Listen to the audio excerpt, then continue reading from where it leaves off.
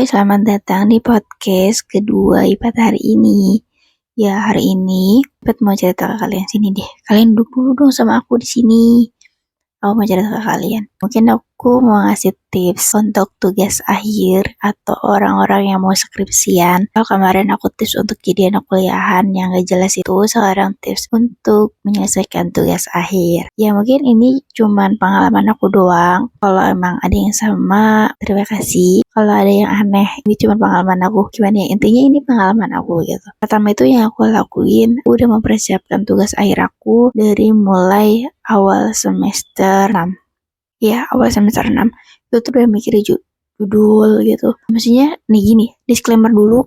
Di kampus aku tuh paketan. Jadi lulusnya tuh emang harus 4 tahun gitu. Kalau di kampus lain kan emang bisa kerja semester gitu ya. Kalau di kampus aku nggak bisa. Jadi aku pas semester 6 tuh aku udah mikirin judul, ya apa ya yang bagus gitu. Terus harus konsepnya gimana ya gitu, matang lah gitu. Terus aku juga mulai belajar hal-hal yang sekiranya nanti dibutuhin. Misalkan kayak platformnya apa gitu. Terus kayak yang pokoknya belajar yang setidaknya nggak diajarin nih di kampus gitu, di kelas. Atau gue cuma dibelajarin itu basic doang gitu, basic banget kayak gitu. Itu udah aku mau belajarin, akunin. Terus juga aku udah mulai nyari kayak reference judul, terus harus apa dulu nih pengerjaan tugas akhir itu. Pokoknya nyiapin yang kayak kiranya kita bisa gitu. Nah setelah itu tuh untuk pengerjaannya, tips untuk pengerjaan tugas akhirnya yang pertama jangan nunda. Terus kalian jangan ngelihat orang lain. Maksudnya gimana gitu, kalau kalian nih, aku pasti banget gitu. Orang lain tuh kayak misalnya nih aku, yaudah dia bab satunya nanti aja. Orang lain juga belum kok, dia juga belum kok bab satunya gitu. Nah jangan kayak gitu mindsetnya, tapi udah kita fokus sama diri kita sendiri aja, kita bersaing sama diri kita sendiri aja. Bersaingnya dengan apa gitu, misalkan nih bersaingnya dengan rasa malas kita aja gitu, kita malas banget nih, udah kita bersaing untuk udah kita bangun kerjain skripsinya, kerjain tugas akhirnya, kerjain bab satunya dulu gitu. Terus kalau misalnya kita nggak ngerti, ya udah jangan mentok gitu, tapi kita cari referensi. Sekarang tuh banyak banget loh guys, kayak misalkan AI yang banyak banget, terus ada TikTok, ada Instagram, ada YouTube, ada Google juga yang bisa ngasih kita masukan. Kalau dulu aku sering nyari di Google referensi untuk pengerjaan tugas akhir, sekarang aku sering bangetnya nyarinya itu di TikTok. Misalnya nih, cara bikin latar belakang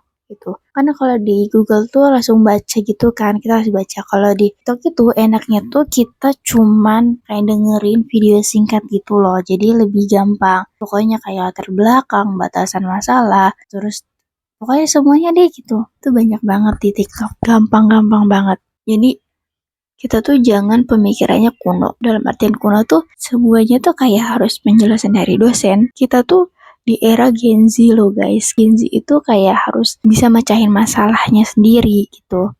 Ya walaupun orang-orang tuh pada bilang Gen Z itu ya tanda kutip lah pemalas lah, yang ABC lah gitu. Tapi kita juga bisa kan jadi Gen Z yang notabene itu bisa loh gitu kita ngerjain sendiri, bisa loh kita ambis gitu. Jadi Gen Z yang ambis gitu loh gitu. Setelah itu aku juga untuk pertemanan di semester akhir tuh emang pilih-pilih sebenarnya. Pilih-pilihnya gimana? Aku lebih nyari orang yang ambis. Ya karena kalau dari orang yang ambis itu lebih ke motivasi gak sih ya? Motivasi untuk diri kita biar cepat selesai gitu tugas akhirnya, malu gitu sama teman kita. Daripada kita berteman sama orang-orang yang santai gitu. Karena aku sendiri tipe orang yang gak bisa santai, harus cepat selesai gitu. Karena otaknya tuh kepikiran terus gitu. Siapa lagi ya? Banyak sih pokoknya kalian tuh harus semangat, terus ingat tujuan kalian, dan di sela-sela tugas akhir kalian juga kalian harus nyiapin portofolio, nyiapin bekal kalian untuk ke dunia karir. Yang mau S2 ya siapin apa aja yang dibutuhin, misalkan bahasa Inggrisnya atau apanya gitu. Pokoknya mindset kalian tuh jangan serba tergantung sama orang lain. Dan aku punya satu tips yang sangat berpengaruh menurut aku, kalian jangan terlalu termakan sama sosial media. Kalau tadi itu TikTok yang bermanfaat, ini tentang sosial media.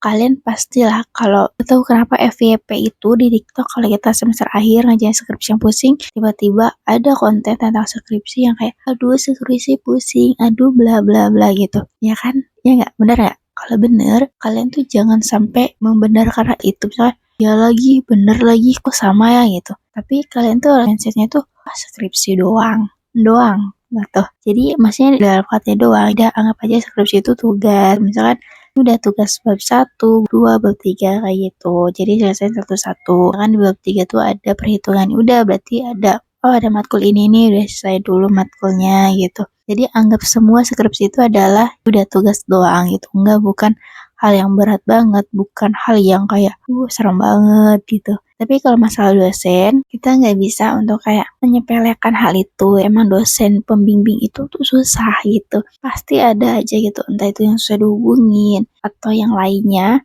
Ya, caranya cuma satu, kita berserah diri ke Tuhan kita, ke Allah yang notabene tuh punya segalanya gitu. Terus kita angkat tangan aja, berdoa, ya Allah, luluhkanlah hati dosennya agar bisa membalas cat IPAT. Semoga bisa melancarkan proses kelulusan IPAT kayak gitu. Jadi ikhtiar, terus berdoa, terus jangan diem gitu. Kitanya juga harus berusaha. Pokoknya gitu aja ceritanya. Tipsnya dari aku. Dan next, bye-bye. Dadah.